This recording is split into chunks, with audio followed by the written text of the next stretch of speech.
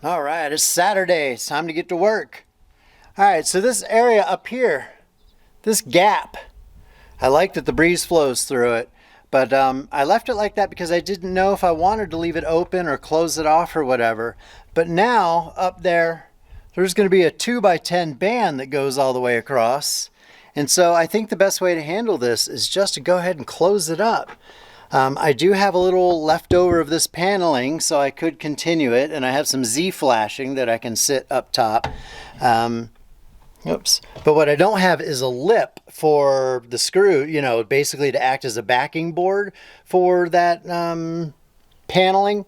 So I'm going to go inside. Here's the other side of the wall. Let's do this. Dun, dun, dun. Now we're in the garage port.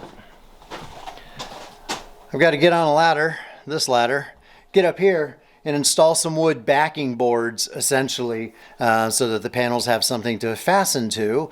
Then I'll go look through my scrap panels, figure out the right pieces. But once I get that closed up, then I am free to figure out my 2x10 band that is going to be the start of the solar rack. So that's my next phase. I think it's time to take down my Bitcoin flag, relocate it somewhere. And I got some bacon in the toaster oven. I can smell it. It's cooking while I work, so it's always nice to do that, get that started, and then work up a sweat, and then go inside and eat my bacon and cheese breakfast.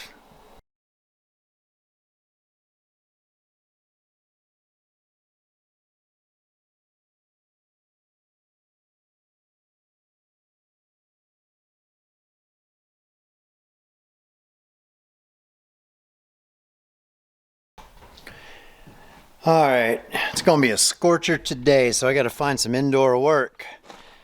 What I did, I don't know if you can see this far, but the unpainted paneling up there kind of enclosed the carport. It had been open for a long time. Now it's sort of enclosed.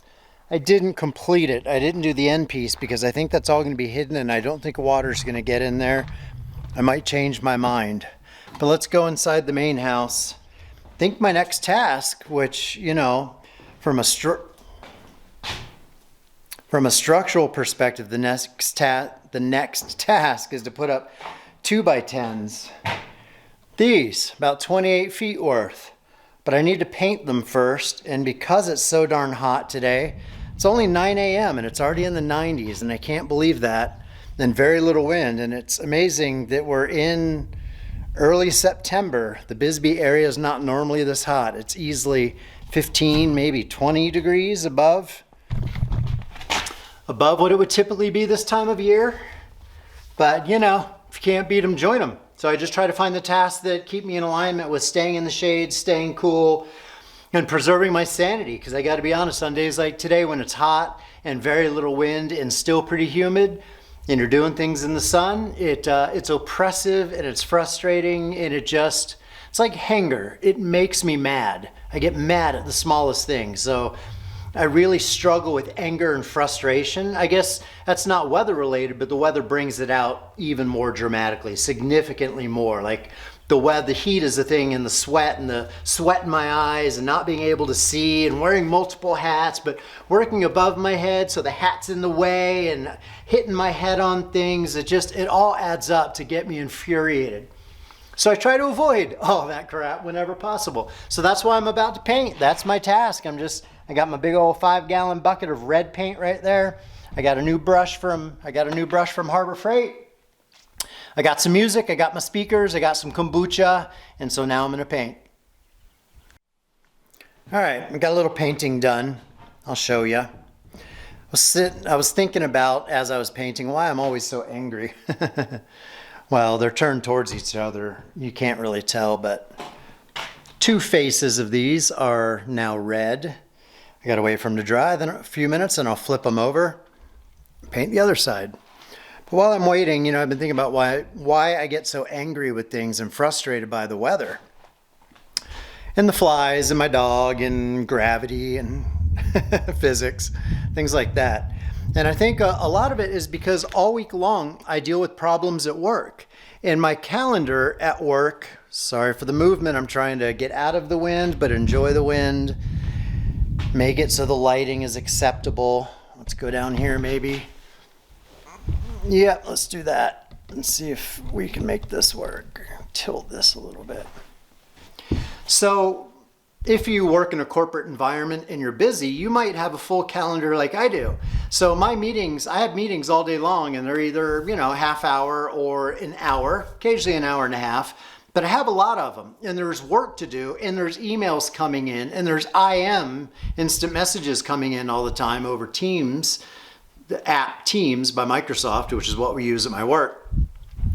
So I've got all these tasks to do while people are harassing me, while I have a meeting pending. A lot of times I'm doing multitasking while on a call. If there's a slow moment or it doesn't need my attention, I have no choice but to go and do this other task. Could be checking email, could be reading, could be writing, could be approving something. I hope that sound isn't too loud. We're getting a little breeze now, praise the Lord, but it's probably going to push these boards over any minute. So anyway, constant time pressure is my point. When you have a certain amount of work to do and constant requests coming in, anything that slows you down or breaks or gets in your way just prevents you from getting work done, which prevents you from finishing your work day. And you know, there's many a work day where I work, I do my meetings, I'm constantly doing stuff, and I get done with, you know, a 9-10 hour day, and I realize I haven't even checked my email inbox. And I go to that and there's 200 emails. Now those aren't all for me, but you still have to sort them, dispose of the ones that are crap, you know, file some away, delete, respond to, you know, 10, 15, 20% of them. That constant time pressure, psychologically, I don't think we're wired for that. And so when you're under that constant time pressure, and if you're a person who cares about doing a good job like I do and not letting things fall through the cracks or not forgetting things so that someone come in later and go, oh, Ryan dropped the ball. I don't believe in dropping the ball. And so when you have all these hundreds of tasks to do every day, and there's always some technological glitch or the system or the software isn't working right, there's just a huge potential for frustration. And then when I start doing work here on my ranch, you know, it's the same thing. There's 1,001 things to do. I've been pressured all week, and you know, whether it's a board falling over or a lack of wind or flies or paint spillage or power cords or extension cords snagging on something, you got to walk back and free it up and pull it again, and it snags again, and you get the idea, right? It's this just unnatural constant pressure to be productive because time is limited. It keeps you out of being in the moment. It's a lack of presence in the moment, like Eckhart Tolle talks a lot about, and I'm guilty of it as anybody else. So I constantly try to catch myself and come back into the moment and be present with you, to be present with my dog. And it's really hard to be angry at life when you have so much natural beauty. And I don't know if you can pick up on it because look at that brightness. Wow. See, now I'm frustrated with my camera because it can't overcome the brightness. It is slowly, look at that, look how it adjusts. I don't know if you can see, but I got this amazing view, and I'm standing inside my future house. These are the open back doors. So to have a house, let me turn a little bit, give it a moment.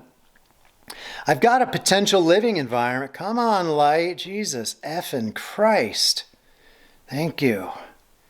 There's that frustration again. But when you have a natural environment as beautiful as this is, it's really hard and stupid to be frustrated. I have so much to be grateful for, so much beauty, so much blessing, so much abundance in my life. But the constant time pressure to get things done within a certain time frame is the problem. So I'm looking forward to being retired where I don't have that constant demands on my time. So I can just relax into the moment, man, and just go with the flow and just be.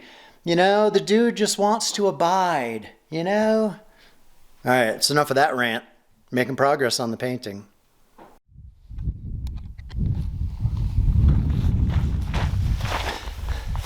So I decided to embrace the heat and do some trail work. For me, psychologically, it's easier to tolerate oppressive heat when I'm outside expecting it in the wide open. At least I can sort of get what little breeze there is.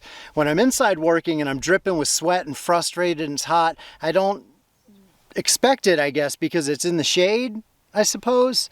But just by embracing the outdoorsness makes the heat more tolerable. So I got cold water, got my gloves, I got my ATV here. Got my ATV and some tools, and I'm going to take out some of these bushes. I'm basically just going to keep going on my ATV down the trail. I'll record some of that, and wherever the ATV can't make it because it's too narrow, well, that tells me that's where some bushes need to, I gotta hit them with the mattock and yank them out and get rid of some bushes to widen the trail and create a better fire break. So that's what I'm working on. Ow. God damn it.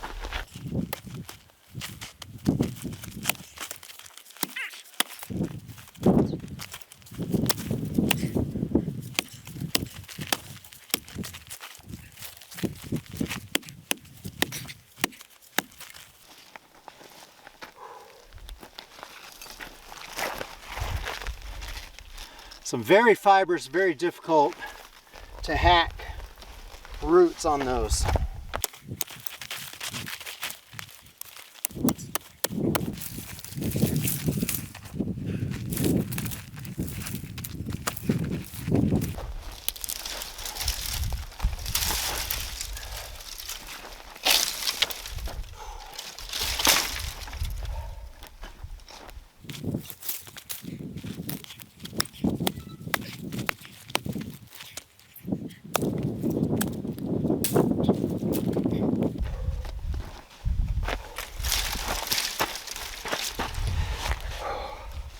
Some hard work with that pickaxe.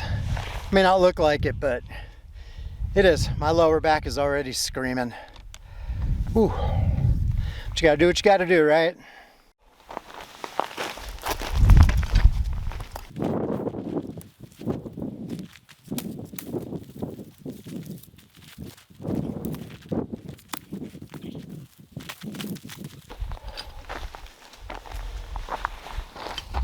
It's messy, dirty, hot work, but it's working.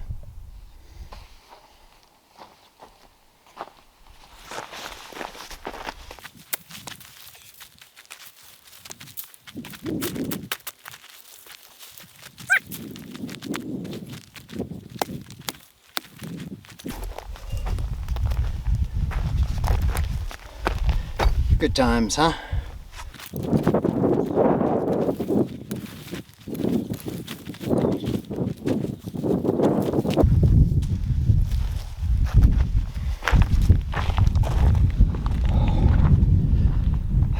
Thing on. It's amazing how much a little work can open up a trail.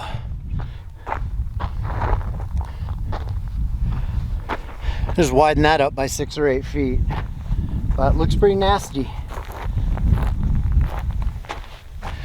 But that's the pile that's come out of it. It's pretty good size. Big pile. Needs to move back into my main brush area. Look how sweaty I am. Ridiculous, huh? Just dripping down my face. Alright guys, well, I don't know if you can see where the ATV is, about 70 or 80 yards away, but just in the first little bit of yards, I created this whole pile right here from removing almost all of this in here, widen this up quite a bit. If I stand on the right edge of the trail, you can see now my distance to the left side of the trail. Instead of being like 5 feet, it's more like 10 feet. I have a few rogue bushes like this one. This is creosote that I really like, but it's kind of in the way.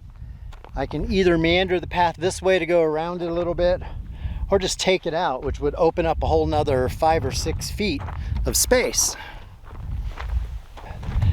And now I'm at my ATV, which is a bend in the trail that I need to open up and widen up just a little bit. Got a little cloud cover for the moment. I'm gonna take advantage of it. Hey guys, welcome to You Sure Talk A Lot or AllMine Ranch. I'm not sure which channel of my two this is going on to, but hey, it's Sunday morning. It's the day 3 of a 3-day weekend. Man, I'm beat. Not only did I work my buns off yesterday, in the evening I went out on the deck at sunset and did some exercising, a whole lot of air squats and curls, and now my legs and butt are pretty sore. It makes it slow to walk.